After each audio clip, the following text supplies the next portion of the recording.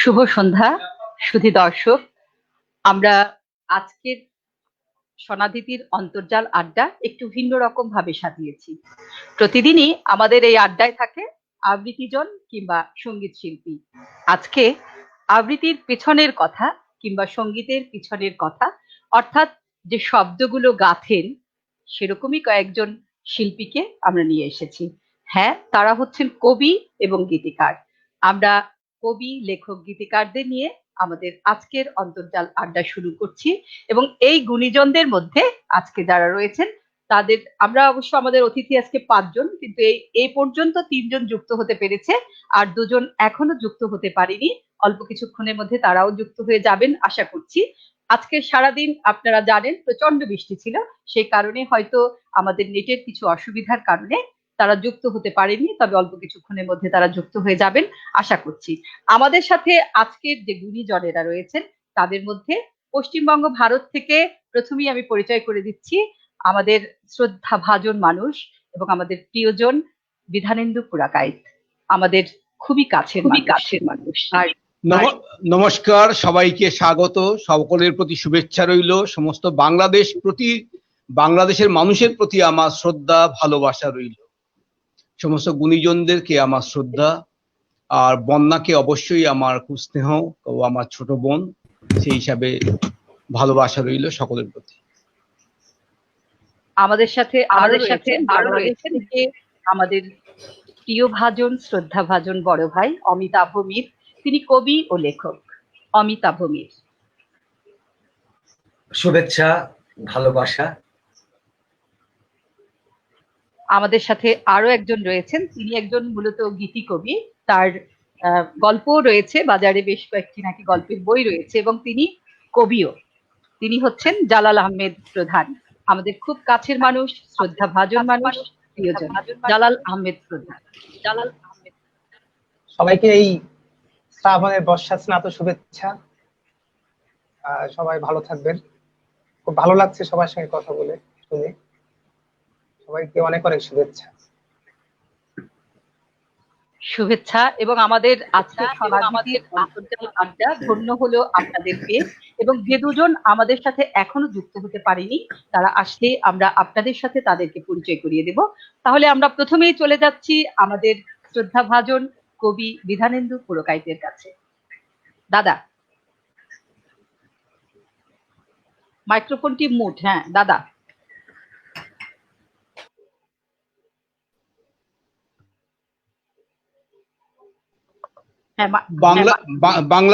বাংলাদেশ আমার হৃদয়ে রয়ে গেছে। যদিও এই বাংলাদেশে আমার জন্ম নয় বা আমার পূর্ব পুরুষেরও কোনো সংস্পর্শ নেই, তবু এই বাংলাদেশের প্রতি আমার একটা বিশাল মায়া রয়ে গেছে। বাংলাদেশের মানুষের ভালোবাসা, তাদের আতিথেয়তা আমাকে মুগ্ধ করেছে বারবার। তাই প্রথমে আমি একটা কবিতা শোনাতে চাই, যে বাংলাদেশ আর কলকাতা, অর্থাৎ ঢাকার কলকাতার যে যোগাযোগ, সেই যোগাযোগটা আমার একটা কবিতায় উঠে এসেছিল, সেটাই আমি প্রথমে শোনাতে চাইছি। ঢাকার আঁচল, কলকাতার বাতাস, আসলে আমরা এক ভাঙা নুপুরের মতো বাঁচি। তুমি ঢাকায় বসে আঁচল ওড়াও কলকাতার বাতাসে, কি নির্মল আঁচল ওড়ার শব্দ, ধ্বনি ও প্রতিধ্বনি, মখমল চাদর বিছায় দুপারের আকাশ। কাঁটা তার ছিন্ন করে মানবী মায়ায় কাছে টানো মেঘ ও বৃষ্টিকে। কবিতার ছন্দে প্রকাশ তোমার কৌলিন্য ও ভালোবাসার একগুচ্ছ অনামী ফুলের সৌরভ। বন্যা।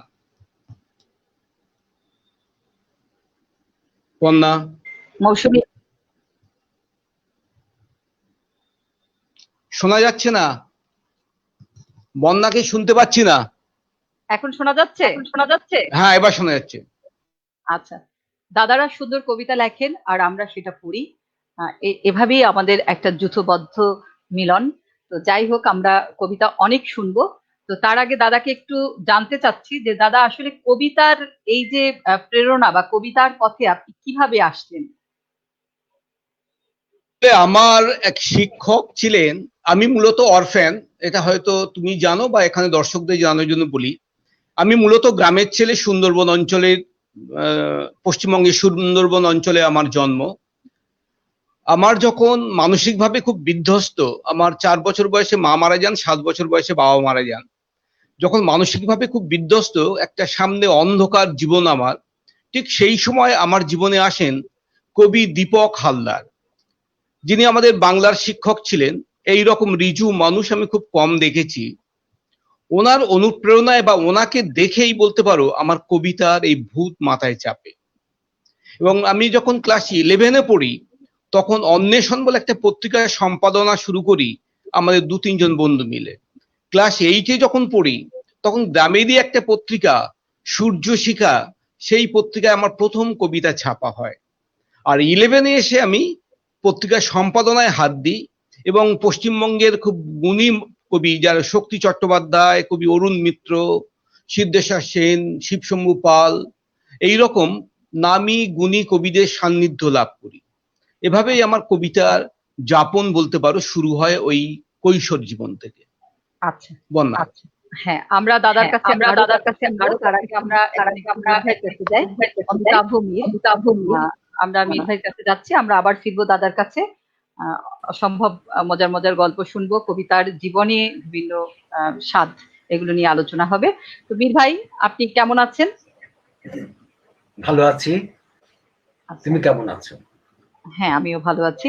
তো মীর ভাই, আমরা ওই যে আপনার কাছ থেকে জানতে চাচ্ছি যে আপনি তো মূলত একজন ব্যবসায়ী মানুষ এবং বেড়ে ওঠাও একটা ধনাঢ্য পরিবারই বলা যায়, বনেদি পরিবারে।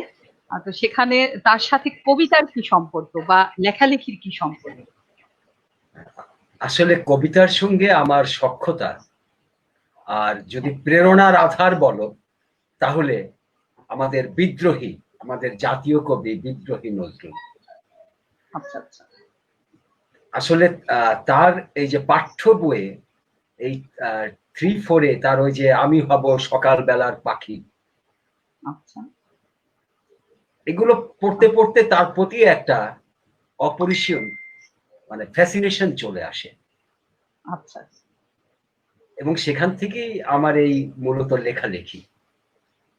আচ্ছা, তাহলে আমাদের জাতীয় কবির অনুপ্রেরণায় আপনি কবিতার লেখায় চলে আসছেন।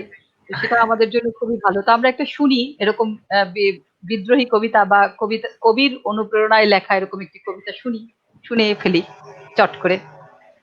আচ্ছা, তো সেরকম সেরকম শুনবে? আচ্ছা, ঠিক আছে, তাহলে আচ্ছা।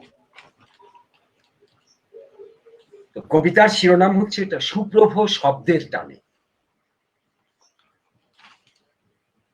মাথার উপর ঝরে পড়ে জ্বলন্ত শব্দপ্রপাত, এক এক করে মুহূর্তেই গাথা হয়ে যায় শব্দমালা, ক্ষুব্ধ, প্রেমময়, প্রাণিত, অশ্রুত, অনাদৃত, এমনকি রাজ্যের অচ্যুত যত শব্দ সমাহার ভিড় করে থাকে।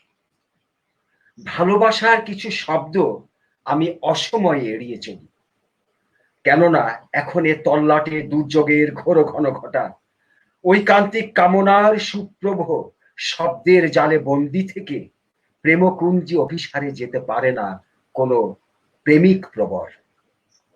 যে শব্দ মুখে এলেই নেমে আসে অত্যাচার নিপীড়ন, যে শব্দের কোরাসে শাসকের মসনদে লাগে কাঁপন, নিমেষে একটি সুবর্ণ ভূখণ্ড হয়ে যায় অগ্নিকুণ্ড, শাসকের নথর গলায় দোল খায় লাখো নরমুণ্ড। সেই সুপ্রভ শব্দের টানে বুকের টক টকে রক্ত অকাতরে দান করেছে পিতা, বুকের একমাত্র সন্তান বলি দিয়েছে স্নেহময়ী মা। লুণ্ঠিত হয়েছে প্রিয় বোন, বধূ ও প্রিয়সীর সম্ভ্রম। আমি সে সৌভিক শব্দের টানে দিগন্ত কাঁপিয়ে তুলেছি, সেই অধরা শব্দটা এই হাতের মুঠোয় এসে গেলে এক পৃথিবী ভালোবাসা আমার বুকে বাসা নেবে। আমিও সেদিন অভিসারী হব তোমার কুঞ্জ বীথিতে। এই রাজ্যের সব অন্ধকার একদিন বিদীর্ণ করে অরুণ পথে আসবে নতুন প্রভাত অগ্নি রথে। বৈজয়ন্তী তুলে কণ্ঠ নিঃসৃত সে শব্দ দিগন্তের বুকে প্রতিধ্বনি তুলবে স্বাধীনতা, আমার প্রিয় স্বাধীনতা, আমার প্রিয় স্বাধীনতা। বন্যা, হ্যাঁ, হ্যাঁ, অসাধারণ। সত্যি তাই, আমাদের স্বাধীনতা অবশ্যই। আর এখন তো আমরা স্বাধীনই, এখন আমরা স্বাধীন এবং স্বাধীনভাবে বেঁচে আছি। আশা করি আরো স্বাধীন থাকবো। এবং কবির সময় তো স্বাধীনতা ছিল না, তিনি তো যুদ্ধ করেছেন। তো যাই হোক, আপনার অনুপ্রেরণার কথা জানলাম, কবিতাও শুনলাম। স্বাধীনতার হ্যাঁ। অনেক রূপ আছে, তো স্বাধীনতার অনেকগুলো দিক আছে, সবগুলো মুঠোই এলে পরেই আসলে প্রকৃত স্বাধীনতার স্বাদ পাওয়া যাবে। হ্যাঁ, হ্যাঁ। তো মীর ভাইয়ের কাছ থেকে আমরা কবিতা শুনলাম, তার কবিতায় আসার প্রেরণাও শুনলাম। আমরা আবার মীর ভাইয়ের কাছে ফিরবো। আমরা এবার একটু চলে যাচ্ছি, আমাদের কি বাবুল ভাই আসছে? বাবুল ভাইকে একটু দেখে নেই। বাবুল ভাই বোধহয় আসে নাই। আমরা তাহলে জালাল আহমেদ প্রধানের কাছে যাই, তার কাছ থেকে কিছু একটা শুনে আসি। হ্যাঁ, মাইক্রোফোনটা বোধহয় মুট করা। ঠিক আছে, ওকে। হ্যাঁ, তো জালাল আহমেদ, আপনি কেমন আছেন? হ্যাঁ, আছি ইনশাল্লাহ, ভালো আছি। সারাদিন অফিস করে ক্লান্ত ছিলাম, একটু এখন ভালো লাগছে, চাঙ্গা লাগছে। আচ্ছা আচ্ছা, তো ভালো। তাহলে হচ্ছে যে আমরা প্রথমে কি আপনার কবিতা শুনবো? হ্যাঁ, শুনতে পারেন। আচ্ছা, তাহলে আমরা একটা কবিতা। এটা আমার ছাত্র জীবনে লেখা, যখন বিশ্ববিদ্যালয়ে পড়তাম, পড়ি গ্রীষ্মের ছুটিতে। আর মাত্র কটা দিন, নিশ্চয় ঠিক ঠিক হয়ে যাবে সামার ভ্যাকেশন। মনটা রিড়বিড় করছে তোমার জন্য, একটা মায়াবী মুখ, গাদা গাদা চুল, অধরে প্রগাঢ় হাসি, বুকের স্লোতে স্পন্দন, হারিয়ে যাব দুজন প্রেমের আকরে। কেয়া, আমি ঠিকই বলছি, আমি আসবো এবার সামার ভ্যাকেশনে। টিউশনির টাকা কটা পেলে বেশ হবে, তোমার পছন্দের বইগুলো এবার কিনবো। তুমি খুশি তো? চৈত্রের দাবদাহে জ্বলন্ত রাজশাহী, নিঃশ্বাসে গরম বাতাস, জুবিরে ভবনটু কাজলা, মনে হয় পদব্রজে সাহারা পেরিয়ে আসি। তারপর তারপর মাথার উপর গরম টিনছে, সস্তা দামের সস্তা মেস্ত। বাবা পত্র লিখেছেন, হিসেব করে চলবে। হিসেব করতে করতে কয়েকটা পাতা হয়েছে অপচয়। নিজেকে উড়নচন্ডী বলবার সাহস আমার রসনায় নেই। খেয়া, আমি আসবো, ঠিক আমি আসবো এবার সামার ভ্যাকেশনে। দেখবো তোমার হাতে গড়া সামার গার্ডেন।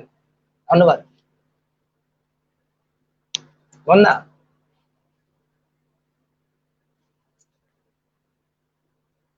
খুব সুন্দর। আমরা এটা বোধহয় একটা প্রেমের কবিতা ছিল। এটা আমরা প্রেমের দেখলাম কবিতা যে- ছিল।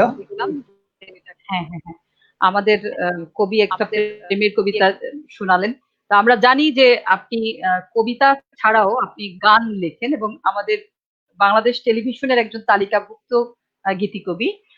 তো গান লেখা আপনি কবে থেকে শুরু করেন? করে আগে তো জালাল। ছোট থাকতে কবিতা হ্যাঁ হ্যাঁ, আগে তো ছোট থাকতে লুকিয়ে লুকিয়ে কবিতা লিখতাম, খুব লাজুক ছিলাম আর কি। কেউ যে কবিতা দেখে ফেলবে লুকিয়ে রাখতাম বইয়ের ফাঁকে ফাঁকে আর কি। আমার একটা মামা ছিল আমার সমবয়সী, আমি একসাথে পড়তাম। আমি সঙ্গত নানা বাড়িতে থাকতাম, মানে আমার বাড়ি গ্রামের বাড়ি থেকে স্কুল দূরে ছিল, নানা বাড়িতে পড়াশোনা করতাম।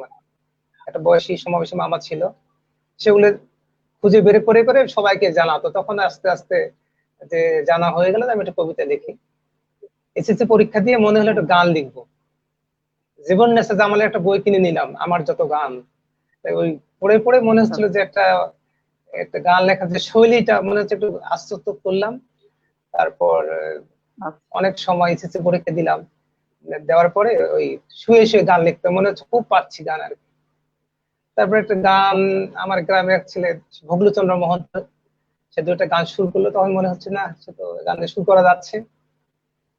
তারপর আমার এক ছাত্র ছিলেন কারমাইকেল কলেজের, বাংলার অধ্যাপক ছিলেন শাহ আলম স্যার, ওনাকে নিয়ে গান দেখালাম। স্যার দেখে বললো, তোমার ভাবটা ঠিক আছে, একটু সমস্যা হচ্ছে, একটু সমস্যা আছে, তুমি একটা ব্যাকরণ নিয়ে যাও। খাদিমুল ইসলাম বসুনিয়া বিখ্যাত একজন সুরকার, ওনার নাম করা সুরে ওনার একটা বিখ্যাত গান আছে, আমার এই দেশ সব মানুষের, ওনার সুর করা খাদিমুল ইসলাম বসুনিয়া। উনি অবশ্য প্রয়াত হয়েছেন গত বছর। উনি আমার লেখা একটা হাতে লেখা একটা স্ক্রিপ্ট দিলেন যে এইভাবে তুমি পড়ে টরে এইভাবে গান লিখবা। যাই হোক, তারপরে গান লেখা শুরু হলো। আমার গ্রামের ছেলেটা প্রায় আমার গান অনেক শুরু করলো। তারপর 2013 সালে আমি বিটিভির গীতিকার হলাম, এই লিস্টের গীতিকার। এই আর কি আমার গান লেখার ইতিহাস। এখন আচ্ছা, মাঝে মাঝে লিখি, সময় পেলে লিখি। এভাবে আমরা ইউটিউবে কিছু করে গান অনেক আছে। ভালো ভালো গান পেয়েছি, তাই তো? আচ্ছা আচ্ছা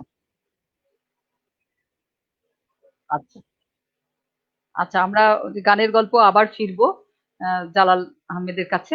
আমরা এবারে একটু তিনজনকে একসাথে নিয়ে নিতে চাচ্ছি, নিয়ে তারপরে হচ্ছে আমাদের যে অতিথি আমাদের এখন আপাতত যে তিনজন রয়েছে, আমরা তাদের নিয়ে একটু কমেন্ট গুলো দেখতে চাচ্ছিলাম।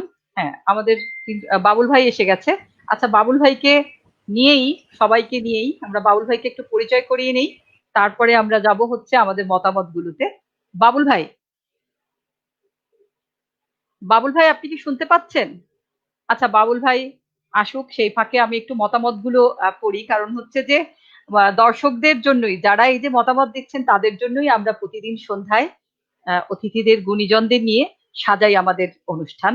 তো একটু শুনি, আমাদের জেবুন্নেসা মুনিয়া সে লিখেছে, সাথে আছি, সবাইকে শুভেচ্ছা। জেবুন্নেসা মুনিয়া আরো লিখেছেন, বন্যা তোমাকে খুব সুন্দর লাগছে। তারপরে সৈয়দ ইকতেদার আলী লিখেছে, প্রিয় সঞ্চালক জেসমিন বন্যা সহ সকলকে শুভেচ্ছা, শুনছি অমিতাভ ভাইয়ের কবিতা পাঠ, খুব ভালো লাগলো। তারপরে হচ্ছে সুজানা ফারহিন অদিতি লিখেছে, খুব সুন্দর উপস্থাপনা। আমরা বোধহয় বাবুল ভাইকে পেয়ে গেছি। আমরা আরো রয়েছে আমাদের মতামত, আমরা মতামতে পরে যাব, যেহেতু আমাদের সাথে আরেকজন অতিথি যুক্ত হয়েছেন, বাবুল ভাই, মাসুদ আলম বাবুল। উনি সম্প্রতি একটি পুরস্কার পেয়েছেন, আমাদের মাইকেল মধুসূদন দত্তের একটি পুরস্কার উনি সম্প্রতি পেয়েছেন, এবং আমরা এজন্য সবাই গর্বিত। তো যাই হোক, বাবুল ভাই কেমন আছেন? হ্যাঁ, ভালো তো আছি। তুমি কেমন আছো বন্যা? হ্যাঁ, ভালো আছি। একটু পরিচয় করিয়ে দেই, বাবুল ভাই আমাদের আমি তো আসলে আমি ঢাকাতে মানে হোটেলে এত এত যে নেটওয়ার্ক ডিস্টার্ব করতেছে, তো তো যে কারণে আসলে তোমাদেরকে এই পাই এই হারাই, এরকম একটি মানে বিপর্যয়কর অবস্থার মধ্যে আছি। আচ্ছা বাবুল ভাই, যাই হোক, তোমাকে তো খুব সুন্দর লাগছে বন্যা। আচ্ছা, অনেক আমার ছোট বোনের মতোই তো লাগছে। হ্যাঁ, আসলে ওই যে ভাইদের চোখে বোনরা কখনো অসুন্দর হয় না, সবসময় তারা সুন্দর দেখে, আর প্রতিদিনই দেখে এক এক রকম সুন্দর। যাই হোক, আমার মনে হয় বাবুল ভাই, আমরা কি একটি কবিতা শুনবো আগে, নাকি আমরা কথা একটু আলোচনা করে নেব? আসলে নেটওয়ার্কই তো ডিস্টার্ব করতেছে, বুঝছো? হ্যাঁ, নেটওয়ার্কে প্রচন্ড সমস্যা করতেছে। আপনাকে একেবারে স্পষ্ট শোনা যাচ্ছে। তাহলে আমরা একটা কবিতাই শুনি আগে আপনার, তারপরে আমরা কথা বলি। হ্যাঁ, আমরা চলে যাচ্ছি আমাদের খুব প্রিয় ভাজন এবং শ্রদ্ধা ভাজন মাসুদ আলম বাবুলের কবিতায়। বাবুল ভাই, হ্যাঁ, একটু কবিতা শুনি। তুমি কি আমার কথা শুনতে পাও? হ্যাঁ, আমি একদম শুনতে পাচ্ছি, আমি জানি না আপনি শুনতে পাচ্ছেন কিনা। হ্যাঁ, বাবুল ভাই, বাবুল ভাইকে বোধহয় আমরা আবার হারিয়ে ফেললাম। মৌসুমী,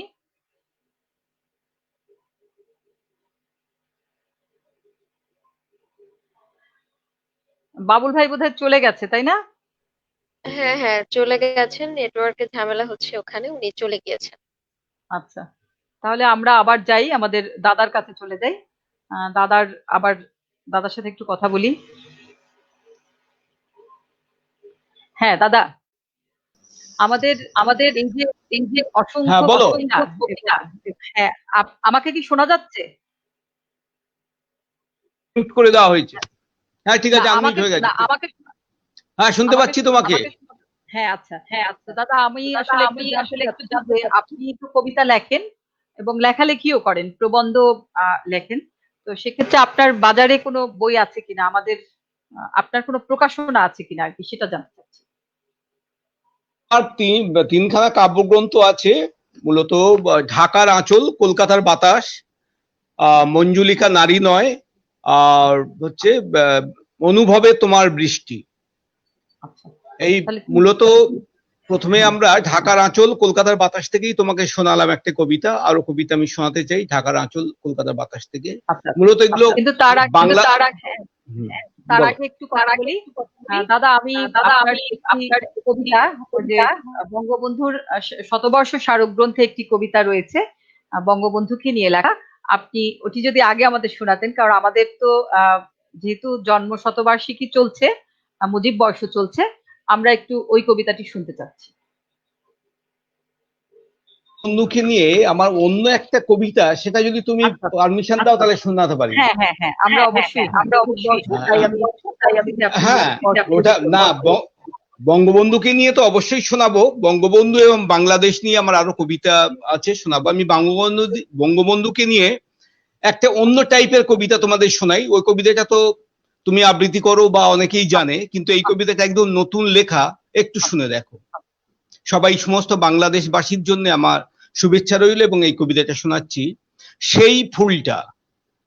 আমি একটা ফুলের কথা জানি, হাজার তারার থেকে খসে পড়েছিল একটি ফুল অখণ্ড ভারতের বুকে। এমনই তো কত ফুল ঝরে পড়ে, কত তারা দিগন্তে বিলীন হয়। কেউ ভাবেনি এমন পুষ্পিত সৌরভে তার পতন হবে বাংলার বুকে।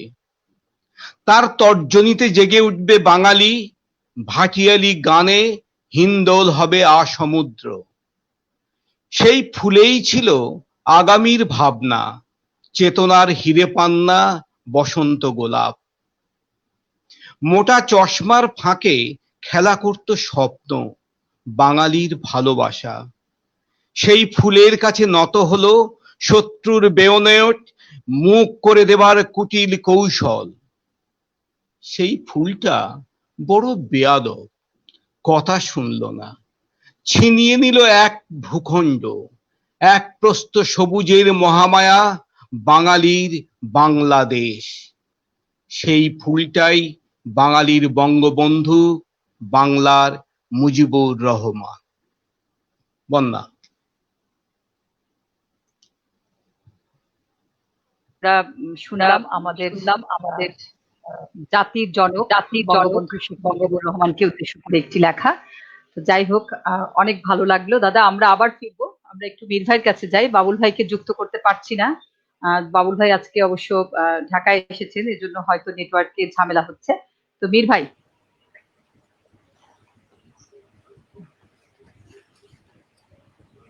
সারাদিন তো বৃষ্টি ঝরছে। হ্যাঁ, আজকে অসম্ভব বৃষ্টি। তো কবিদের তো আলাদা, বৃষ্টির একটা আলাদা রিদম তারা শুনতে পায়। আমরা সাধারণ মানুষ যেটা পাই না, কবিরা কিন্তু সেটা শুনতে পায়। তো যাই হোক, সেই যে নজরুলের কাছ থেকে অনুপ্রেরণা পেয়ে কবিতার পথে হাঁটা শুরু করলেন, তারপর তো অসংখ্য কবিতা রচনা করেছেন। তো আপনার কাব্যগ্রন্থগুলোর নাম কি? রুদ্রবীণা, আগুনের বৃষ্টি, বসন্ত বাতাস, এই প্রকাশ হতে যাচ্ছে যন্ত্রস্থ। আচ্ছা আচ্ছা। তো আমরা আজকে এখন এই মুহূর্তে কোনটা থেকে শুনবো একটা কবিতা? প্রথমে আমি আজকে এই বৃষ্টিমুখর দিনের একটা কবিতা আগে শোনাই, তারপর আমি রুদ্রবীণা থেকে একটা কবিতা শোনাবো, সেটা বঙ্গবন্ধুকে নিয়ে লেখা। আচ্ছা আচ্ছা।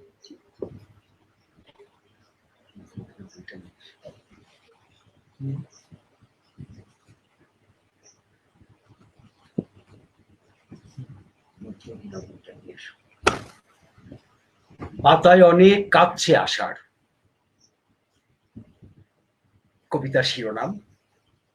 কদম কেশরে আষাঢ়স্য প্রথম প্রভাতে। এই বৃষ্টি, এই রোদ, এই আছে, এই নেই। মেঘের কোলে আষাঢ় দোলে, কদম কেশর নিপতলে। লুকোচুরি খেলছে সুখে রোদ বাদলে। ঝরঝরে রোদ নদীর বুকে পড়ছে ঝরে, তখন আমার একলা দুপুর কদম তলায়।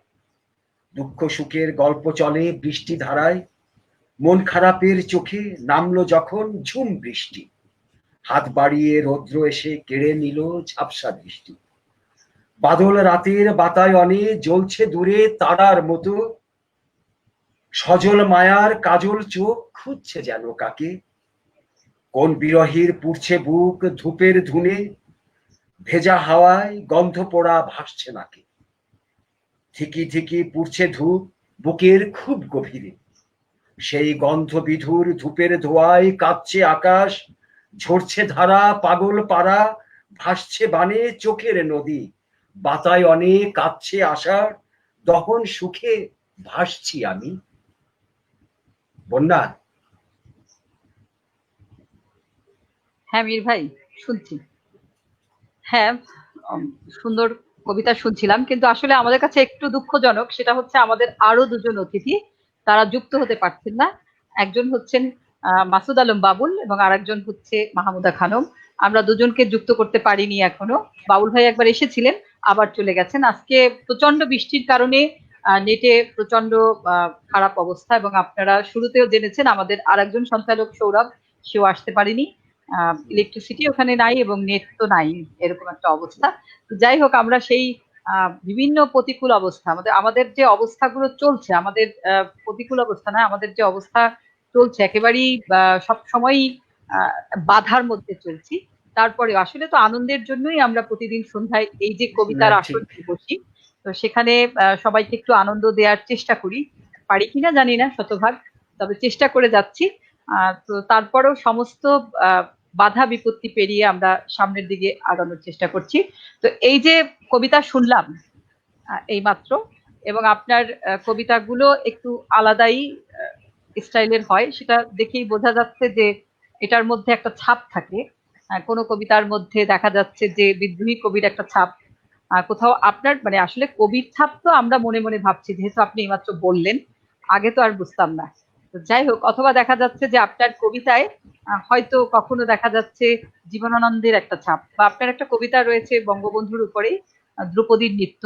সেটা কি ভাবনা থেকে আপনি দ্রৌপদীর নৃত্যটা লিখলেন, আসলে এটা একটু জানার খুব ইচ্ছে ছিল এই কবিতাটা পড়ার পর।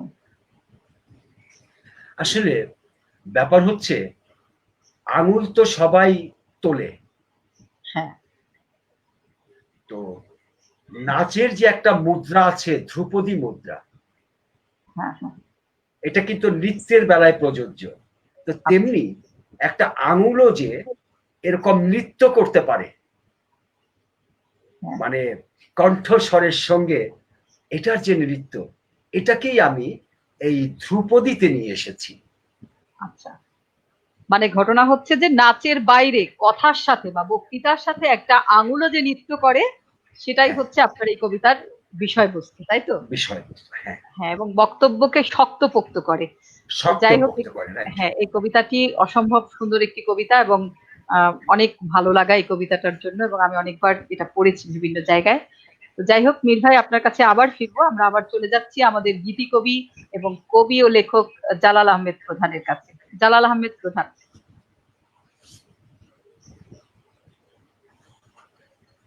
জালাল আহমেদ প্রধান, আপনি বিরহের কবিতা বা প্রেমের কবিতা শুনিয়েছিলেন, এবং শুনলাম আপনার গানের গানের প্রথম যাত্রা আপনি, আর সবারই একজন অনুপ্রেরণাকারী থাকে, আপনারও রয়েছে হয়তো, জানি না পিছনে কে সেই অনুপ্রেরণাকারী, হয়তো রয়েছে। কিংবা আপনার গানের যে প্রথম যে গানটি লিখেছিলেন, সেই গানটি কি আপনার কি মনে পড়ে সেই গানটার কথা?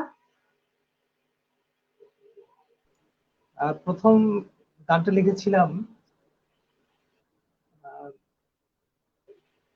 মনে মনে আছে। হচ্ছে?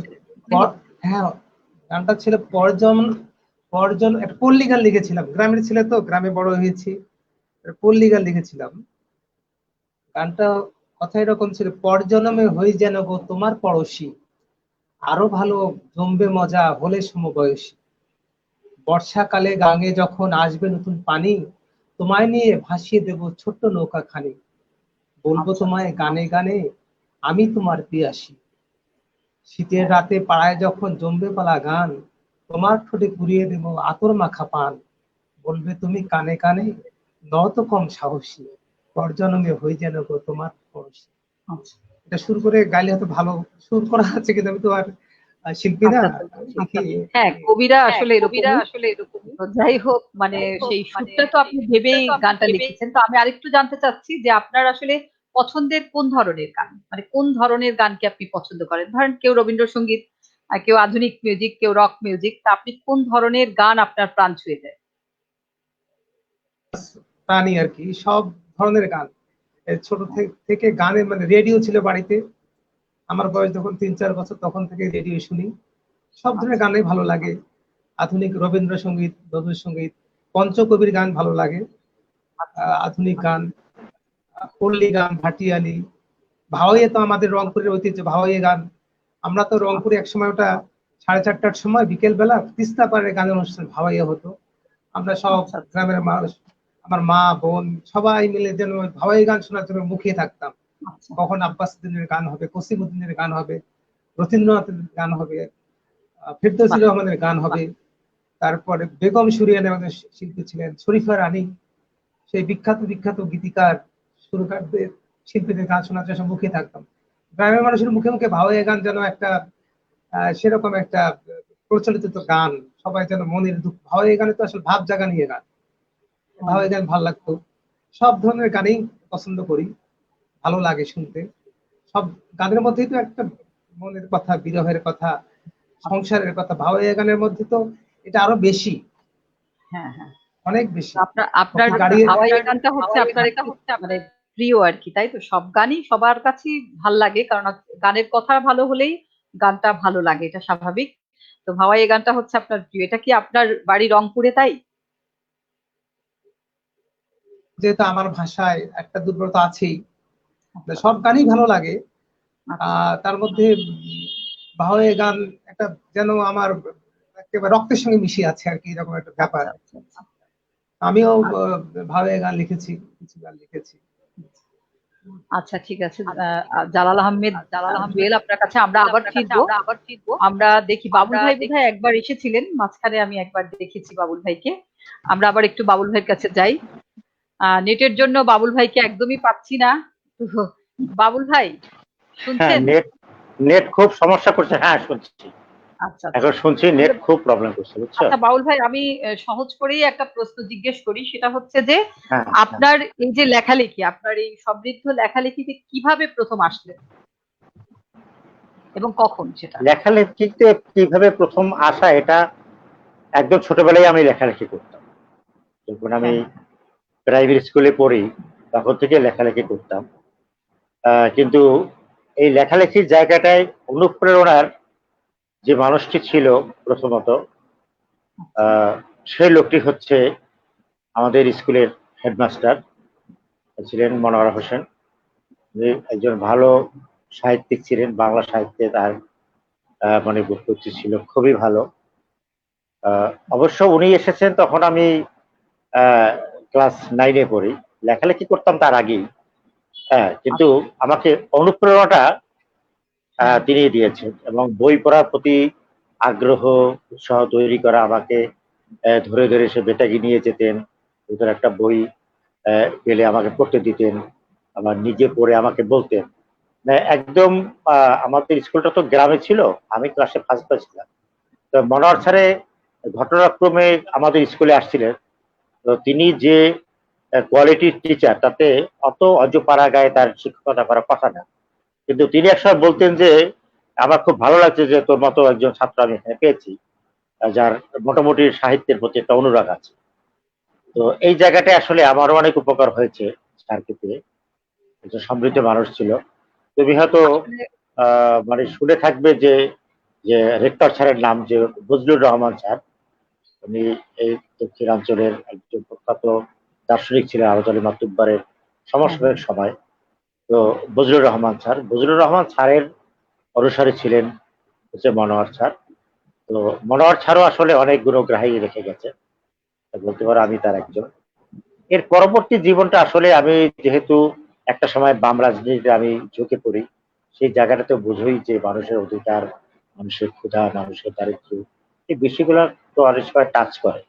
আর যখনই টাচ করে তখন যার ভিতরে দেহ থাকে, যার ভিতরে মানবিকতা থাকে, যার ভিতরে ভালোবাসা থাকে, আর পবিত্র থাকে, তার একটা স্ফুরন্ত ভক্তি, এটা স্বাভাবিক। আচ্ছা, তো তো সেই বাবুল ভাই, জায়গাটায় যখন আমি সমাজ বিপ্লবের কথা ভাবছি, তখন আমার যেমন এখন আমি অনেক প্রেমের কবিতা লিখি, কিন্তু আমি যখন স্কুল জীবনে ছিলাম, কলেজ জীবনে ছিলাম, ইউনিভার্সিটি জীবনে ছিলাম, সেই সময়টায় আসলে আমার প্রেমের কবিতার চেয়েও আমার আন্দোলনমুখী কবিতাগুলো আমার সবচেয়ে বেশি আমার পছন্দ। আচ্ছা আচ্ছা আচ্ছা, তো বাউল ভাই আমরা একটা কবিতা শুনতে চাচ্ছি আপনার কাছে। আচ্ছা, কি ধরনের কবিতা তুমি শুনতে আপনি চাও? যে কোনো ধরনের কবিতা শোনাতে পারেন, তবে আজকে আপনি সারাদিন বৃষ্টিতে ভিজেছেন, বৃষ্টি নিয়েও শুরু করতে পারেন, অথবা হ্যাঁ এটা বৃষ্টি দিয়েই শুরু বৃষ্টি, করেন, অথবা যে কোনো কবিতা। আপনার বৃষ্টি, অনেক কবিতা আছে, আহ, একটা কবিতা হ্যাঁ, আমাদের অনেক একটু। বৃষ্টির কবিতা আছে, বেশ কিছু কবিতায় বৃষ্টির আছে দেখি হ্যাঁ, কালেকশনের মধ্যে কি আছে। তুমি তো ওই যে বৃষ্টি আচ্ছা, এবং কদম ফুল তুমি কবিতাটির কথা বলেছিলাম, কিন্তু এই কবিতার হ্যাঁ আসলে হ্যাঁ হ্যাঁ এখন অনেক পুরনো হয়ে গেছে, অনেকেই কবিতার আবৃত্তি করেছে। যাই হোক, তারপরও তোমাকে বলছিল আমাকে আচ্ছা আহ, আচ্ছা আহ, বৃষ্টি এবং কদম ফুল তুমি, আচ্ছা বৃষ্টি হলে এসো কিন্তু হয় না যেন ভুল, তোমার জন্য ফুটে আছে শুভ্র কদম ফুল। বৃষ্টি হলে কচু পাতার ছাতায় এসো ভিজে, ভিজলে তোমার সত্যি বলছি ভালো লাগে কি যে। বৃষ্টি হলো নরম এবং কোমল তোমার মতো, মনে আছে ছোটবেলা ভিজেছিলেন কত, তখন ছিল মুক্ত হাওয়া, মুক্ত আকাশ বন, এখন শুধু চারতলা ছাদ, বারান্দার লন। কদম ফুলটা কেমন যেন আগের মতো নয়, বৃষ্টিটাও দেখাতে চায় বজ্রপাতের ভয়। আসুক ঝঞ্ঝা, আসুক বজ্রপাত, বৃষ্টি মানেই তোমায় দেখতে হবেই অকস্মাৎ। মেয়েরা তো বৃষ্টি হলেই ভেজার বায়না ধরে, সেই সুযোগে একটি কদম দেব তোমার করে, তুমি এবং কদম।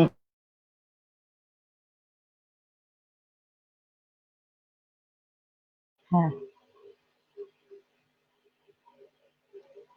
আবারও সেই নেট, বাবুল ভাইয়ের নেটের যে সমস্যা আমরা দেখতে পাচ্ছি, কবিতাটা সম্পূর্ণ শুনতে পারলাম না, এবং বাবুল ভাইয়ের কাছে আরো জানার ছিল, জানতে পারিনি। পরবর্তীতে যদি আবার সুযোগ হয় আমরা জেনে নেব। আমরা আবার যাচ্ছি আমাদের বিধানদার কাছে। বিধানদা, কন্যা। হ্যাঁ দাদা, আমরা আবার ফিরে এসেছি। হ্যাঁ, আচ্ছা, আমরা ওই যে একটু জানতে চাচ্ছি যে আপনি তো আমাদের দেশে বারবার এসেছেন বললেন, এবং আমাদের দেশ আপনাকে মুগ্ধ করে, এবং আপনার আকাঙ্ক্ষা অনেক জায়গায় যাওয়ার, এরকম কি আছে কিনা সেটা একটু জানতে চাচ্ছি, যে আমাদের দেশের কোথায় কোথায় আপনার যেতে ইচ্ছে করে, বা আপনাদের দেশ তো আমরা যাই, কিন্তু আমাদের দেশের কোথায় কোথায় যেতে ইচ্ছে করে। যেহেতু দুই বাংলা, আপনি আগেই বলেছেন যে বাংলা আপনাকে খুব টানে, যেহেতু ভাষা এক, তাই হয়তো টানে। আমরা একটু জানতে চাচ্ছি। তার কাছে বাংলাদেশ আর পশ্চিমবঙ্গ কোনো আলাদাভাবে কিছু মনে হয় না। আমার আচ্ছা একটাই দেশ, দুটো দেশকেই আমি এটা ভাবি বাঙালির দেশ। আমরা বাঙালি, সেক্ষেত্রে বাংলাদেশটা অন্য কারোর দেশ না, ওটাও আমার দেশ। তবে যেটা তুমি বললে যাওয়ার ইচ্ছা, আমার তো বিশেষ করে যেতে ইচ্ছা করে ধানসিঁড়ি নদী। ওই আচ্ছা যে আচ্ছা আচ্ছা জীবনানন্দ দাশের ধানসিঁড়ি নদী দেখার আমার ভীষণ ইচ্ছা। এটা নিয়ে আচ্ছা আমার অনেকের সাথে কথা হয়েছে, এবং বাংলাদেশকে আমি সম্পৃক্ত করি পশ্চিমবঙ্গের সাথে। আমি মনে করি না ব্যক্তিগতভাবে এই কাঁটাতারের বেড়া কিছু আছে বলে। যেটা এর আগে বাবুল এসেছিল, বাবুল তো চলে গেল, বাবুলের সাথে আমার কথা হয় অনেকবার। বাবুল আমাকে অনেকবারই বলেছে, দাদা এই ভিসার ব্যবস্থাটা তুলে দিলে হয় না? আরে দিলে তো ভালোই হয়, কিন্তু আমাদের হাতে তো নেই, আমরা তো ক্ষুদ্র মানুষ। বাবুল আছে, জানি না বাবুল শুনতে পাচ্ছে কিনা। হ্যাঁ তা হ্যাঁ, মানে নেটে খুব ঝামেলা। হ্যাঁ, কিন্তু এটা হচ্ছে যে দুটো বাংলাকে এটা আলাদাভাবে আমার চোখে অন্তত মনে হয় না। তাই আমি এই বাংলাদেশ নিয়ে তোমাদের জাতীয় কবিতা উৎসবে ঢাকাতে আমি 2019 সালে একটা কবিতা পড়েছিলাম, যে কবিতাটা ওখানে ভীষণভাবে আলোড়ন তুলেছিল। আমাকে M.R. মঞ্জু, তোমাদের বাংলাদেশের খুব নামকরা মানুষ M.R. মঞ্জু ভাই হ্যাঁ এবং আরো কয়েকজন আমাকে বলেছিলেন, দাদা আপনার কবিতাটাই তো আজকের এখানে পুরো আলোড়ন করে দিল। তুমি যদি বলো, পারমিশন দাও, তাহলে আমি ওই কবিতাটা তোমাদের শোনাতে পারি। আচ্ছা আচ্ছা, আরো অবশ্যই অন্যান্য- অবশ্যই আমি কবিতাটা নিশ্চয়ই মন দিয়ে মন ছোঁয়া যায়, আমরা অবশ্যই হ্যাঁ, কবিতার শিরোনাম হচ্ছে আমাদের গান। আমাদের গান, কারণ এখানে ওই তোমাদের গান আমাদের গান নয়, আমাদের গান, অর্থাৎ বাঙালির গান। মন দিয়ে এক মন ছোঁয়া যায়, কাঁটা তার ভেঙে চুরমার, রাজনীতি থাক হাসিনা মোদিতে, বাঙালি জাতি তো দুর্বার। হাতে হাত রেখে চুম্বনে আঁকি হৃদয়ের ভালোবাসা, কাঁটা তার ভেঙে কখন দুজন করে যাই যাওয়া আসা। এপারে আমার গঙ্গার জল, ওপারে পদ্মা বহমান, এপারে আমার নেতাজি সুভাষ, ওপারে মুজিবুর রহমান। শরীর দুখানা, শ্রবণে আমার একই নারীর স্পন্দন, মাঝখানে আছে কৃত্রিম রেখা, ভাঙিয়ে এসো যত বন্ধন। মন দিয়ে এক মন ছোঁয়া যায়, কাঁটা তার ভেঙে চুরমার। বন্যা, বন্যা, বন্যা, কবিতা কি শুনতে পেয়েছো? তোমাকে শুনতে পাচ্ছি না, তোমাকে শুনতে পাচ্ছি না, তোমাকে হ্যাঁ, শুনতে আমি পাচ্ছি না। কবিতাটা একবারে যাচ্ছে, শোনা যাচ্ছে? হ্যালো, হ্যাঁ, দাদার মাইক্রোফোন অফ, তাই শুনতে পাচ্ছিলেন না দাদা। আমি একদম পেরেছি, এবং এটা তো একদম মন ছোঁয়া কবিতা। আসলে আমাদের দুই বাংলার মধ্যে যে কাঁটাতার, এটা থাকুক, আমরা মানে ভাল লাগে না আর কি, যখন যাই তখন আর ভাল লাগে না যে কেন কাঁটাতার থাকবে। তো যাই হোক, অসাধারণ কবিতা, আমাদের খুবই ভালো লেগেছে। আমরা দাদার কাছে আবারও ফিরবো। আমরা তার আগে একটু চলে যাই মীর ভাইয়ের কাছে, এবং মীর ভাই, দেখি মীর ভাই কি কবিতা শোনায়। মীর ভাই। বন্যা, হ্যাঁ, আমাদের খুবই খারাপ লাগছে, বাবুল ভাইকে পেয়েও পাচ্ছি না, আর মাহমুদা আপাকে তো পাচ্ছি না। হ্যাঁ, বাবুল ভাই বোধহয় আবার আসছে, আমি মীর ভাইকে দেখি বাবুল ভাইকে একটু শুনি। হ্যাঁ, বাবুল ভাই, ঠিক আছে, মীর ভাইকে রেখে আপনাকে শুনতে চাচ্ছি। জি জি, আমরা শুনতে চাচ্ছি যে আচ্ছা। আপনার কাব্যগ্রন্থগুলোর নাম এবং আপনার বইগুলোর নাম। শুধু কাব্যগ্রন্থ না, আপনার উপন্যাস রয়েছে, গল্প, ছোট গল্প রয়েছে, এবং আমরা এই বইগুলোর নাম জানতে চাচ্ছি। বাবুল ভাই, বাবুল ভাই। শুকনো পাতার আগুন। হ্যাঁ, হ্যাঁ, আমি আমার জীবনের প্রথম কাব্যগ্রন্থ হচ্ছে হাতে লেখা কাব্যগ্রন্থ। হ্যাঁ, স্কুল জীবনে বের করেছিলাম শুকনো পাতার আগুন। আচ্ছা, লড়াই লড়াই লড়াই চাই, লড়াই করে বাঁচতে চাই, আমরা সবাই প্রখর শীতে শুকনো পাতার আগুন চাই, কাগজ কলম বইয়ের দামার, শিক্ষা শেষে চাকরি চাই, লড়াই লড়াই লড়াই চাই। বাহ, এটা ছিল আমার জীবনের প্রথম কাব্যগ্রন্থ, শুকনো পাতার আগুন। তারপরে দ্বিতীয় কাব্যগ্রন্থ হচ্ছে দুঃসহ দিন কাটে না, তারপর হচ্ছে অসমাপ্ত যিশু, এরপর হচ্ছে বাউলের মন, তারপর হচ্ছে তোমার বিষখালীর মনে বাঁকে। আসতেছে না, এরপরে নাই আছে একটা ছড়াতন্ত্র, বিষখালী বাঁকে উপন্যাস, নিদিরা হচ্ছে উপন্যাস, এরপরে পাগলিনী উপন্যাস, লিচু মিয়ার ঘর উপন্যাস, এরপরে অতৃপ্তির অন্ধকারে একা কাব্যগ্রন্থ, ভোরগুলো কুয়াশাময় কাব্যগ্রন্থ। তো কাব্যগ্রন্থ আছে, আরো বেশ কয়েকটা আছে, সব মনে করতে পারতেছি না। নিরন্তর আছে গল্প গ্রন্থ। তো তোমার নিদিরা উপন্যাসে তো এবারে আমি যে পুরস্কারটা পেলাম, মহাকবি মধুসূদন অ্যাওয়ার্ড, এটা পেয়েছি নিদিরা উপন্যাসে। তো এই হচ্ছে মোটামুটি বইয়ের একটি হিসেব নিকেশ। খুব বেশি বই আমি লিখিনি, এবং খুব বেশি বই লেখার ইচ্ছাও নাই যে জীবনে 200-300 বই লিখবো, এরকম কোনো ইচ্ছা আমার নেই। কম লিখবো, কিন্তু হ্যাঁ কম লিখতে চাই। অন্তত সেই লেখাটা অন্তত কিছুটা যেন মানুষের মধ্যে রেখাপাত তৈরি করে, তার ভিতরে অন্তত যেন কিছুটা চিন্তার খোরাক থাকে, মানুষ যেন কিছু পায়। আসলে মানুষের তো সময় নেই। আমার জীবনে আমি 200-300 বই লিখে যাব, এটা মানুষ পড়বে না। বরঞ্চ আমার যদি 5টা-10টা বই আমি রেখে যেতে পারি, যার ভিতরে অন্তত সারবস্তু কিছু আছে, সেটা মানুষ পড়বে। আর ভালো লেখা অন্তত একটা থাকলেও সেটা একজন লেখককে বাঁচিয়ে রাখতে পারে।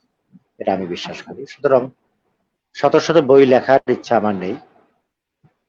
আহ, এই হচ্ছে বইয়ের মোটামুটি হিসাব আর কি। এখনো অনেক আচ্ছা। বই আহ, মানে মাথার ভিতরে ঘুরপাক খাচ্ছে। যেমন আমি বাউল দিন নিয়ে একটি কাজ করতে চাচ্ছি। আর তুমি জানো যে আমাদের এলাকায় এক সময় যে গণক ঠাকুর আসতো, যে কুষাঙ্গালের হ্যাঁ, যে হ্যাঁ, গণক ঠাকুর, তা তোমার জানা আছে কিনা জানি না, তারা গণনা করতো। এবং এরা আসলে তাদের এই জীবনটা আসলে এখন আর নেই। এরা, আমি শুনেছি তারা খুব একটা সময় যখন এই গণনা কার্যটা বন্ধ হয়ে যায়, মানুষ যখন আর তাদের এই গণনা করায় না, তখন তারা অনেক কষ্টের সৃষ্ট, তারা জীবনযাপন করেছে, এখন নানান পেশায় তারা চলে গিয়েছে। এটা এক ধরনের তাদের কৌশল ছিল আসলে গণনাটা। তো আমি কুষাঙ্গালে ঠাকুর নামে একটি উপন্যাস আমি শুরু করেছিলাম, কিন্তু প্রয়োজনীয় তথ্যপত্রের অভাবে আমি সেটার সামনে আগাতে পারিনি। তো এই তথ্যপত্রটা নেওয়ার পরে আমি কুষাঙ্গালের ঠাকুর নামে একটি উপন্যাস আমার হাতে আছে, আচ্ছা, মাথার ভিতরে আছে। আর যে বাউলদের উপরে আমি একটি কাজ আমি করবো, সেটা উপন্যাস ভিত্তিক। তো আচ্ছা, এটা মোটামুটি আমার খসড়া আছে। আর তুমি জানো ভালো করে, তুমি তো বরিশালী নিবে, আমার যে লেচু হ্যাঁ, মিয়ার ঘর, যে উপন্যাসটা এবার হ্যাঁ, হ্যাঁ, হ্যাঁ, কলকাতা থেকে পাবলিশড হলো, লেচু হ্যাঁ, মিয়ার পড়েছি। ঘরটা হচ্ছে একেবারেই তোমার বরিশালের লঞ্চ ঘাট, স্টিমার ঘাট এবং তৎসংলগ্ন বস্তি। হ্যাঁ, হ্যাঁ, এবং শ্রমিকদের নিয়ে আমার আর কি, লঞ্চ শ্রমিকদের নিয়ে, লঞ্চ ঘাটের যে শ্রমিকরা, ঘাট শ্রমিকদের নিয়ে, তাই তো? বাবুল ভাই, হ্যাঁ, বাবুল ভাইয়ের নেটে বোধহয় আবারও ঝামেলা হচ্ছে। আমরা বাবুল ভাইয়ের কাছে যদি নেট পাওয়া যায় আবার ফিরবো। আমরা একটু আবারও মীর ভাইয়ের কাছে যাচ্ছি। মীর ভাইকে থামিয়ে দিয়েই বাবুল ভাইকে নিয়েছিলাম। আহ এজন্য মীর ভাইয়ের কাছে ক্ষমা চাচ্ছি, কারণ বাবুল না ভাইকে না, ঠিক পাচ্ছিলাম আছে। না। না আশা না, করি মীর বাবুল ভাইও সেটা মেনেই নেবে। হ্যাঁ, বাবুল হ্যাঁ, ভাইকেই তো দরকার আগে। হ্যাঁ, বাবুল ভাইকে পাচ্ছিলামই না একদম। তো এজন্য বাবুল ভাইকে নিয়েছিলাম। তো যাই হোক, মীর ভাই, বাবুল ভাই আবার চলে গেছে। আমরা এখন চলে যাচ্ছি মীর ভাই কাছ থেকে। মীর ভাই, আমরা এখন জানবো যে আপনার কবিতা ছাড়া, কবিতা তো আমি জানি যে আপনি অনেক কবিতা লিখছেন, এছাড়া আপনার অন্য কোনো প্রকাশনা আছে কিনা কবিতা ছাড়া? গল্প প্রকাশ হচ্ছে নিয়মিত। আচ্ছা, আচ্ছা। হ্যাঁ, আপনার অনেকগুলো পত্রিকায়ও, দুই বাংলারই বিভিন্ন পত্র পত্রিকায় আপনার গল্প, এবং কোয়ারেন্টাইনেও আপনি একটা গল্প লিখেছিলেন, অত্যন্ত চমৎকার, এবং সেটা কিন্তু এই মিরপুরকে নিয়েই একটা হ্যাঁ, গল্প লিখেছিলেন। তো গল্পের কি কোনো সমগ্র বা গল্প বই বা এরকম কিছু বের হয়েছে কিনা, বা প্রবন্ধ, আপনি প্রবন্ধও লেখেন এবং বিভিন্ন জায়গায় আলোচক হিসেবে যান। তো আমি এটাও একটু জানতে চাচ্ছি আর কি। যদি না বলতেন এগুলো কোনো গল্প গ্রন্থ এখনো প্রকাশ হয়নি, তবে পাণ্ডুলিপি তৈরি আছে, দেখা যাক সময় আচ্ছা, এবং সুযোগে হয়তো হবে। হ্যাঁ, হ্যাঁ, হ্যাঁ। আচ্ছা, আচ্ছা। তো আসলে ওই যে ঘটনা হচ্ছে যে আপনার যে পরিবেশ, আপনার যে প্রকৃতি, তা হয়তো আসলে কবিতা এবং গল্প আপনাকে নাড়া দেয়, কারণ আহ, ভীষণ সুন্দর উঠোন, ভীষণ সুন্দর পিছনের উঠোন, সব মিলে সুন্দর রাস্তা, এগুলো হয়তো আপনাকে নাড়া দিয়েই কবি দিকে নিয়ে গিয়েছে, আমার মনে হয়। তো যাই হোক, আমরা তো বিদ্রোহী কবিতা টবিতা শুনলাম, এবার একটি আহ ভালো কবিতা শুনতে চাচ্ছি, অর্থাৎ প্রেমের কবিতা শুনতে চাচ্ছি। তাহলে একটা ছোট্ট কবিতা, অতি হ্যাঁ, সম্প্রতি লেখা। আচ্ছা, আচ্ছা। হেঁটে যায় সন্ধ্যামণি, কবিতার শিরোনাম। মৈনাকের জলপ্রপাত পাহাড় থেকে নেমে পায়ে পায়ে এগিয়ে গেলে নদীর কাছে, নদীও যদি চুম্বনে চুম্বনে ভরিয়ে দেয়, বলো ঝর্ণার কি দোষ আছে তাতে? কাখের কলসিতে চোখের সবটুকু আলো ভরে হেঁটে যায় সন্ধ্যামণি দিগন্তের পথ ধরে, প্রগাঢ় অনুরাগে অন্ধকার মৈথুনে মেতে, মনের সব রং ছিনিয়ে নিয়ে যদি সময়ের গল্প পটে এঁকে রাখে, জোছনার দোষ কতটুকু দেয়া যাবে? বিনিদ্র রাতে আমিও বাতায়নে জেগে হংস মিথুনের মৈথুনের রঙে ভিজে নিজেকে পুড়িয়ে যায় অনিদ্রার হাতে। তুমি বিলাসিতা বলো না, চাপিত এই সময়কে, চাপিত এই সময়কে। বন্যা, দারুণ কবিতা। হ্যাঁ, মীর ভাইয়ের কাছে ফিরবো আবারও। আমরা তার আগে একটু মতামত গুলো পড়ে নিই মীর ভাইকে নিয়েই। অল্প কয়েকটি মতামত পড়ি, বেশি পড়বো না। প্রথমত আচ্ছা শেষ থেকে পড়ি। নুরুজ্জামান সে দেখছে, মোহাম্মদ নুরুজ্জামান, তারপরে তপন কুমার তপু সেও দেখছে, এবং সুমনা দত্তা দাস সে লিখেছে অভিনন্দন সকলকে, খুব ভালো হচ্ছে অনুষ্ঠান। সাধন দাস দাদা আমাদের লিখেছে বন্যা ও অতিথিদের জন্য শুভকামনা, অনুষ্ঠান খুব ভালো হচ্ছে। সাধন দা আরো লিখেছে অভিনন্দন বাবুল ভাইকে। সবুজ শামীম আহসান আমাদের স্যার, তিনি লিখেছেন সুন্দর কবিতা, ভালো আবৃত্তি কবি বাবুল ভাই। সবুজ ভাই আরো লিখেছেন সমৃদ্ধ আলোচনা বাবুল ভাই। সবুজ ভাই আরো লিখেছেন মীর ভাই স্বাগতম, বাবুল ভাই স্বাগতম। মাহমুদা খানম তিনি আমাদের আজকের অতিথি ছিলেন, তিনি লিখেছেন বিধান দাদাকে দেখছি। আরো অদিতি লিখেছে বৃষ্টি স্নাত শুভেচ্ছা সবাইকে। আমরা দেখছি, এই আমি অল্প কয়েকটা পড়ে আসলাম। তো যাই হোক, বাবুল ভাইকে আবার দেখতে পাচ্ছি, মাঝখানে একটু কি দিচ্ছে, আমাদের সময়ও প্রায় শেষ হয়ে আসছে। তো বাবুল ভাইয়ের কাছ থেকে আমরা আরেকটা কবিতা শুনবো। মীর ভাই, আমরা বাবুল ভাইয়ের কাছ থেকে কবিতা শুনে সবার কাছ থেকেই বিদায় নেব। তো বাবুল ভাই যদি একটা কবিতা শুনে আমাদের একটু বিদায় দিতেন। আমরা এখনো মাহমুদা আপাকে যোগাযোগ করতে, মানে সে এখনো যুক্ত হতে পারেনি, জানি না সে আদৌ যুক্ত হতে পেরেছে কিনা। তো যাই হোক, আমরা বাবুল ভাইয়ের কাছে যাচ্ছি। বাবুল ভাই, ছোট্ট একটা কবিতা যদি শোনাতেন আমাদের। আপনার হ্যাঁ, নেট বন্যা। খুব ডিস্টার্ব করে, আসলে আমি বড় কখন কবিতা। থাকি কখন থাকি না বলতে পারি না। তো যাই হোক, হ্যাঁ হ্যাঁ হ্যাঁ আমি হ্যাঁ খুব ডিস্টার্ব না, বড় কবিতা হ্যাঁ ছোট কবিতাই পড়ছি। আচ্ছা অতৃপ্তির অন্ধকারে একা। এটা গত বছর আমি যখন যাদবপুর বিশ্ববিদ্যালয়ে, তুমি হ্যাঁ হ্যাঁ জানো, হ্যাঁ ইন্টারন্যাশনাল সেমিনারে হ্যাঁ হ্যাঁ বাংলাদেশ থেকে আমি প্রতিনিধিত্ব করেছিলাম। তো ওটার পরে আমি সকালে বসে, মানে যাদবপুর বিশ্ববিদ্যালয় গেস্ট হাউসে বসে কবিতাটা লিখেছিলাম, অতৃপ্তির অন্ধকারে একা। সারা রাত ক্লান্ত বর্ষারা বলেছিল ঘুমাও এবার, মোহমুগ্ধ পাখির ডানায় অন্বেষণের রোদে পোড়া সোনালি চিলের পাখা কতটা যে অভিসারী হয় জানে শুধু ঐরাবতী খেয়ালি বাতাস। কেন যে আকাশ জানে সে তোমায় কিছুই জানে না, যার কাছে জমা থাকা ঝিলপার দু একটি বিকেল, সে শুধু বিকেল কুলো সন্ধ্যা করে প্রতিদিন অন্তর্গত আলোর অভাবে। তবে সেই অন্ধকারে মেঘ নামে, বৃষ্টি হয় মৃণাল দু চোখে। কবিবন দ্বারকা চিল হয়ে ওড়ে মেঘের রোদে আকাশে আকাশে। ঘুম নেই, কেন যেন ঘুমহীন কেটে যায় পিয়াসের রাত। টুক টুক বৃষ্টি পড়ে ইউক্যালিপটাসের পাতার উপর, অতৃপ্তির অন্ধকারে কাঠঠোকরার জঞ্জীবনে জানালার কাছে ফুল মারছি। 2-3-19 যাদবপুর বিশ্ববিদ্যালয়, কলকাতা। যেহেতু কলকাতার বন্ধুরা আছে তাদের উদ্দেশ্যে কবিতা বললাম। তো আর কি কবিতা পড়া যাবে বন্যা? আর আমরা কবিতা না শুনি, আপনার কবিতাগুলো সব মাঝখান থেকে ছুটে যাচ্ছে নেটের কারণে, এক লাইন দু লাইন কানে আসে আর কি, যার জন্য খুবই নেটের জন্য আজকে খুবই বিরক্ত লাগছে। তো যাই হোক, সবার নেট ভালো আছে, বাবুল ভাই নেটটা একটু ঝামেলা করছে, আর আমিও খুব বিরক্ত হচ্ছি। হ্যাঁ, তো যাই হোক বাবুল ভাই, আমরা আবার আপনার কাছে ফিরবো। আমরা এবারে জালালের কাছে যাচ্ছি, জালাল আহমেদ প্রধান।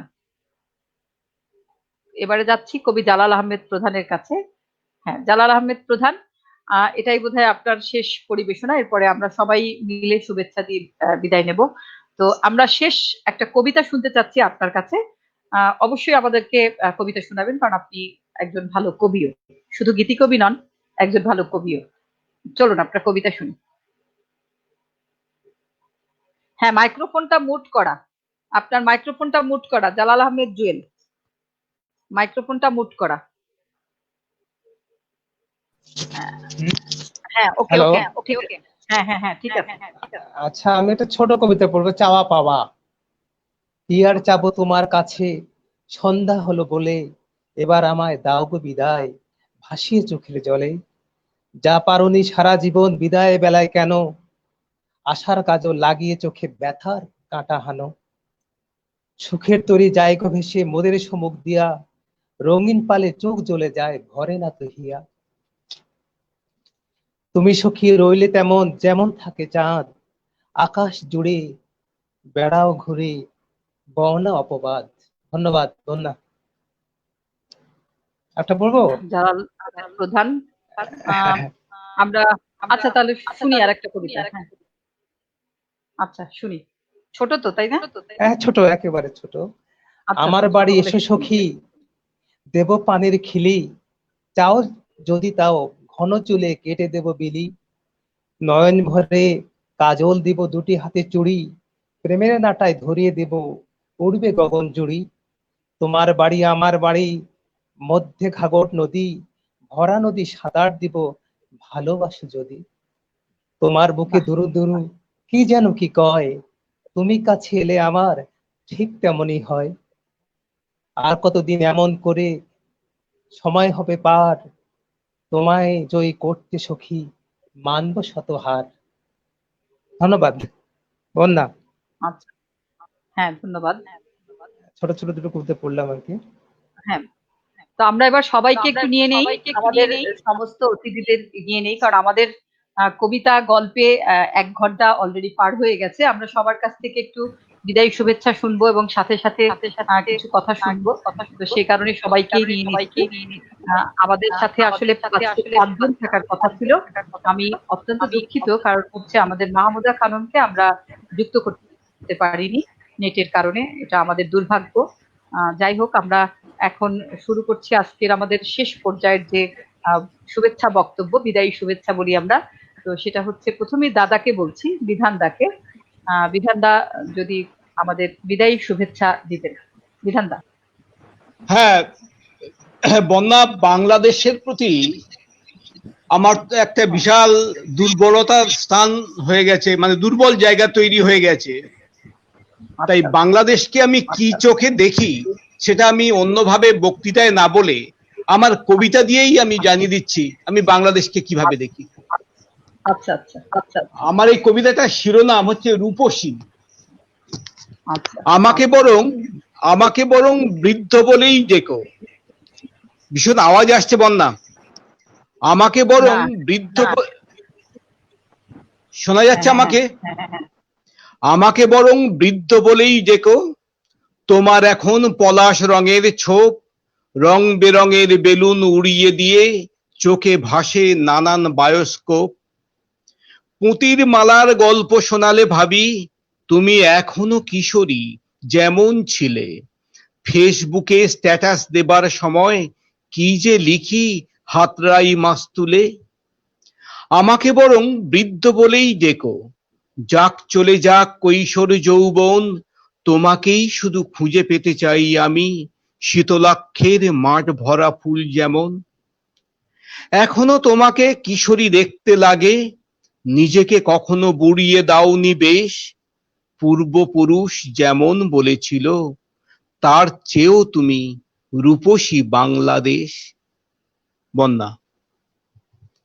চমৎকার চমৎকার চমৎকার ছিল দাদা। দাদা আমাদের শরণার্থীকে বা আমার দর্শকদের আপনার বিদায়ী শুভেচ্ছা যদি জানাতেন অল্প কথায় আর কি। সোনা দিদির সমস্ত মানে যারা সোনা দিদির সাথে যুক্ত আছো, তুমি, সৌরভ এবং অন্যান্য যারা আছেন, প্রত্যেককে আমার আন্তরিক শুভেচ্ছা।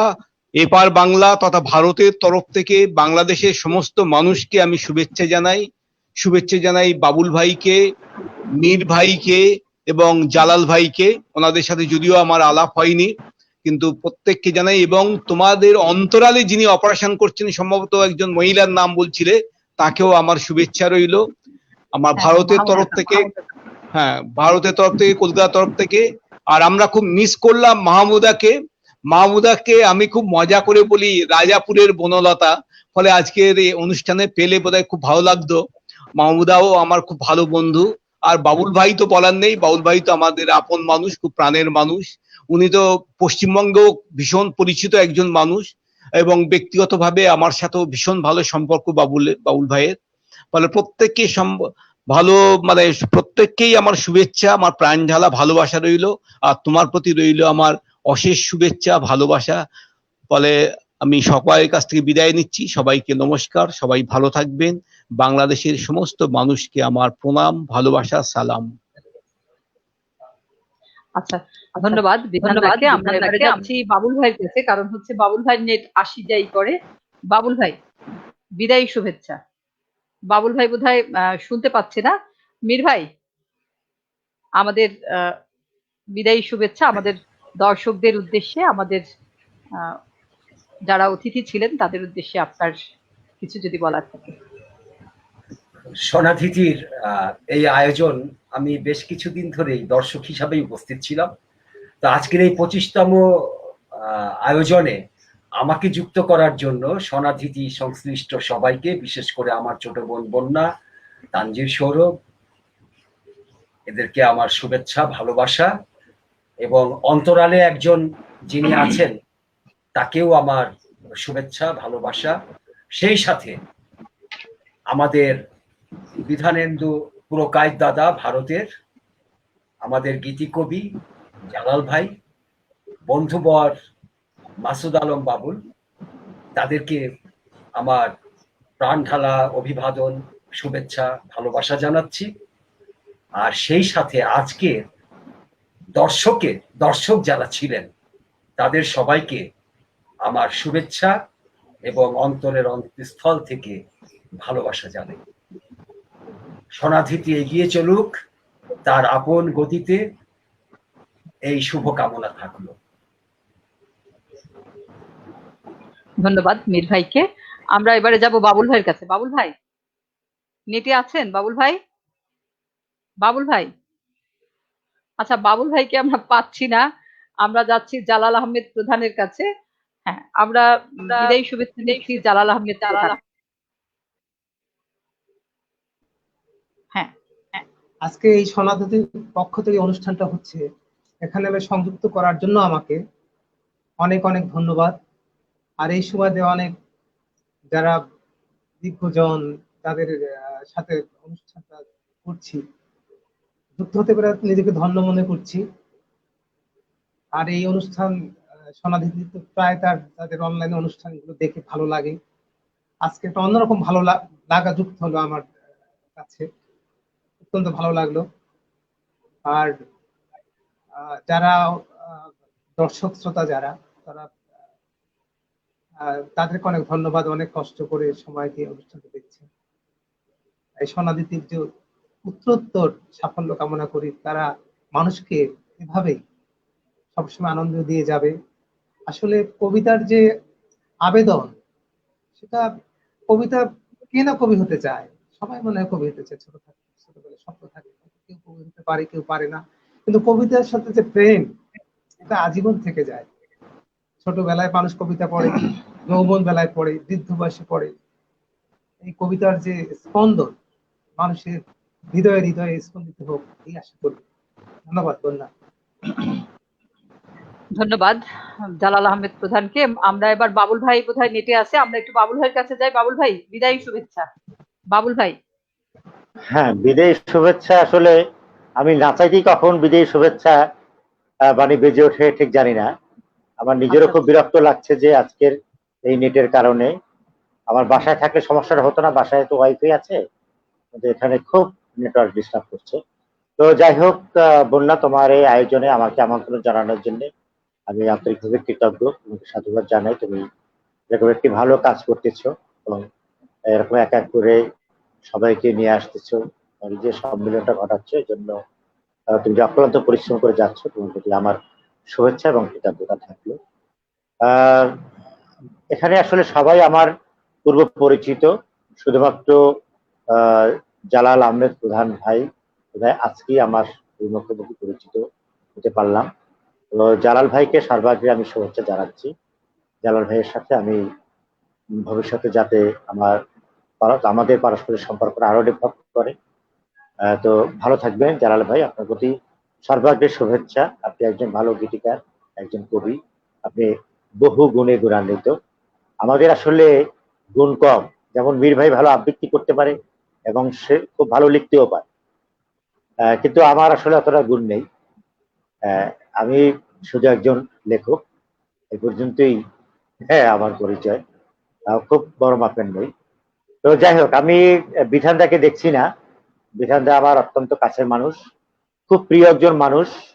এবং বন্যা, তোমাকে জানিয়ে রাখা দরকার, আমার বিষখালীর বাঁকে উপন্যাসটা নিয়ে বিধানদা যে কলকাতার সেটি যে প্রচার করে বেড়াচ্ছে এবং সবাই দৌড়ঝাঁপ করতেছে যে এই উপন্যাসটা দিয়ে একটি সিনেমা করা দরকার, একটা চলচ্চিত্র করা দরকার।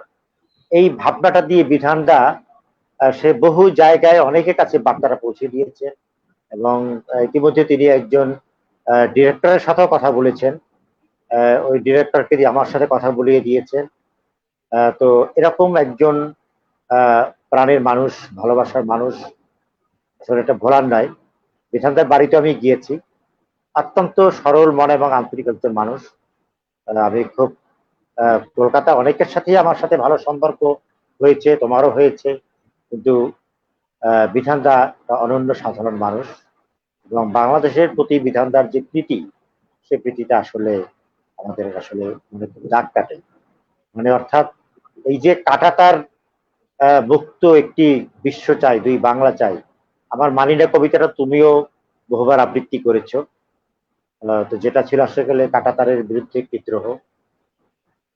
তো যাই হোক, বিধানদা এটার সাথে আসলে সহমত ব্যক্ত করেছেন এবং বিধানদা খুব চেষ্টা করে যাচ্ছেন যাতে আমরা এই ব্যাপারটা নিয়ে কাজ করতে পারি, আমাদের দুই বাংলাটা যাতে আমরা ভিসা মুক্ত করতে পারি। আমরা চাইলে যাতে এই বাংলা।